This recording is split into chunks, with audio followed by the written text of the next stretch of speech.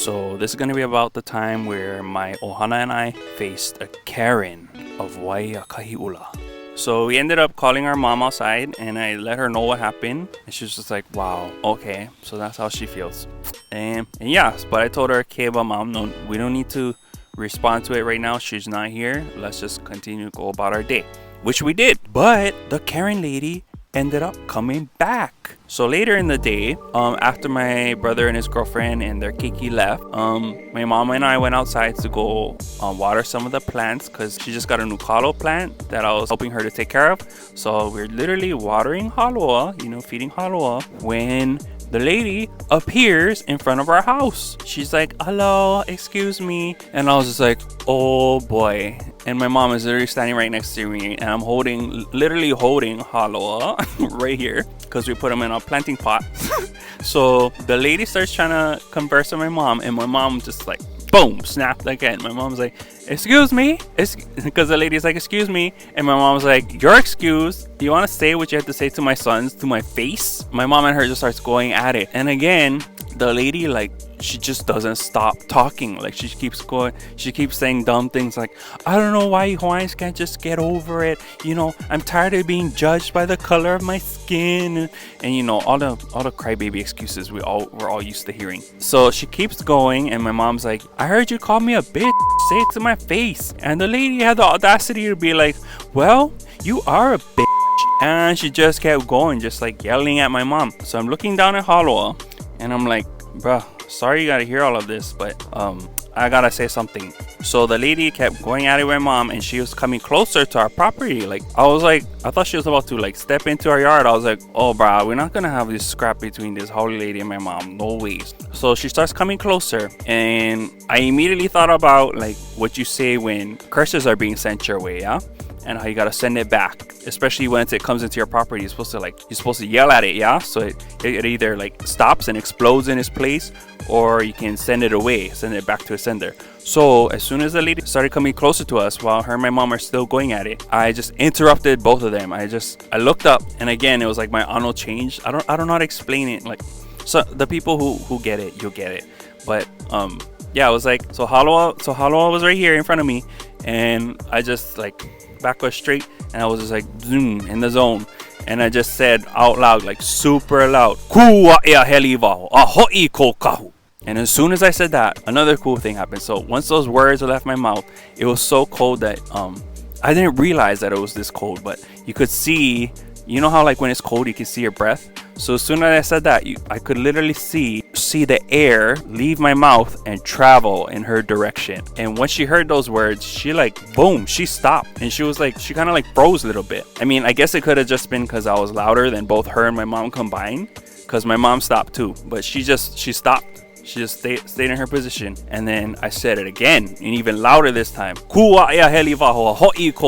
And then, by this time I started going even more, like I was just going off. I was like, Ho'i ko hale, e aiana na lapu I ko lolo. No. I wasn't saying stuff like that. But yeah, I was basically telling her to just return, take all of her bad energy, all her craziness back to her own house, and to keep that energy there within her vicinity.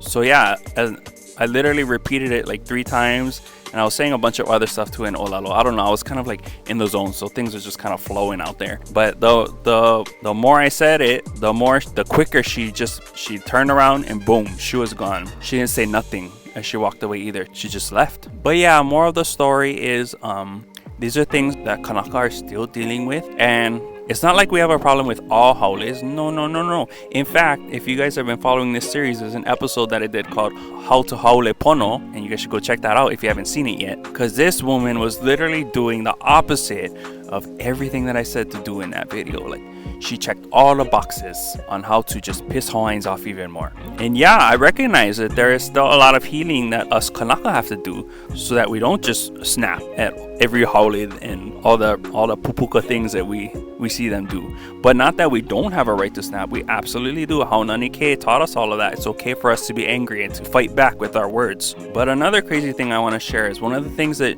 she brought up as she was yelling with my mom and when she was fighting with me and my brothers. I've lived here for X number of years, and all of these other people down this street have lived here for X number of years. And mind you, almost all of our Hawaiian and local neighbors that I grew up with are gone. They all moved out because it was too expensive to live in Hawaii. In fact, most of them left to the continent, to the ʻAina because it was too hard for them to keep up and things were cheaper over on the continent, so they all left. So yeah, just the audacity of this woman to justify her perspective just because she supposedly lived here for X number of years, and she's trying to justify all the haole people down the road who lived here for X number of years, who I'd like to add have barely even been here for like 2-3 years. Some of them barely here for a year, and she's trying to say, oh, just because we weren't born here doesn't mean that we can't say how things should be done here. And I was like, yes, you guys aren't from here. Are any of your people from here? All the usual HKT arguments. I was busting them all out because they don't know, so we gotta constantly educate them, and it's draining for us Kanaka to have to constantly educate people who don't know. So yeah.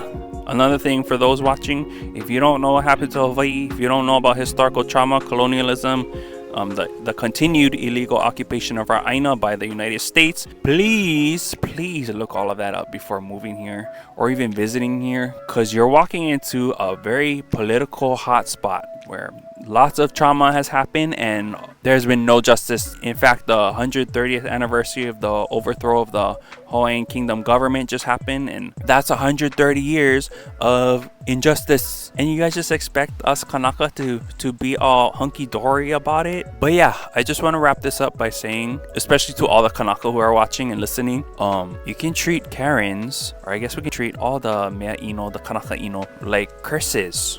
Like literally tell them to go back in Hawaiian, in ʻōlelo. And if you say it with such sternness and you're like kupa'a about it, it'll work. Which is something like we talk about all the time, yeah, like he manako ka ʻōlelo and ika ʻōlelo no ke ola, and all that kind of stuff. I know we talk about how our ʻōlelo, our words have power, but like they really do. So yeah, next time you're dealing with a Karen and you know how to send curses back, do your thing. Because in my case it worked. And yeah, to all of my non-Kanaka viewers, these are things that our people of color in general gotta deal with all the time. We just live in it. Yay us.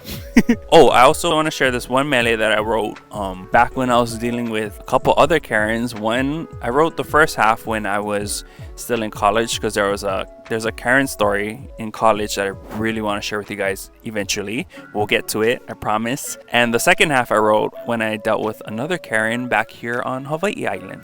Yay, Karens everywhere. Not. But yeah, okay, so here's the mele. Hope you guys like them, and aloha.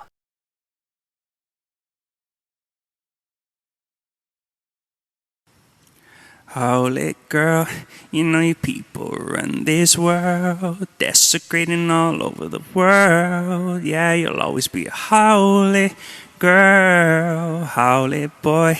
Your people live to destroy, thinking the whole damn world's your toy. Yeah, you'll always be a haole, boy.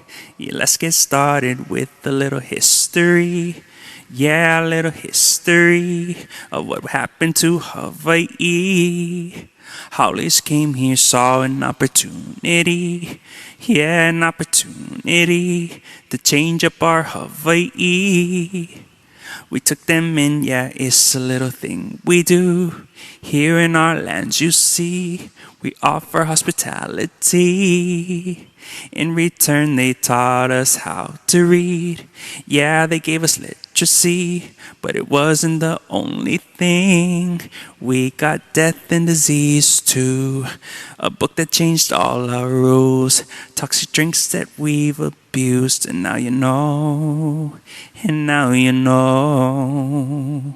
Haole, girl, your people run this world, desecrating all over the world. Yeah, you'll always be a haole, girl, haole, boy. Your people live to destroy, thinking the whole damn world's your toy. Yeah, you'll always be a haole, boy. And here we are now, you're living on our land. Yeah, I said our land.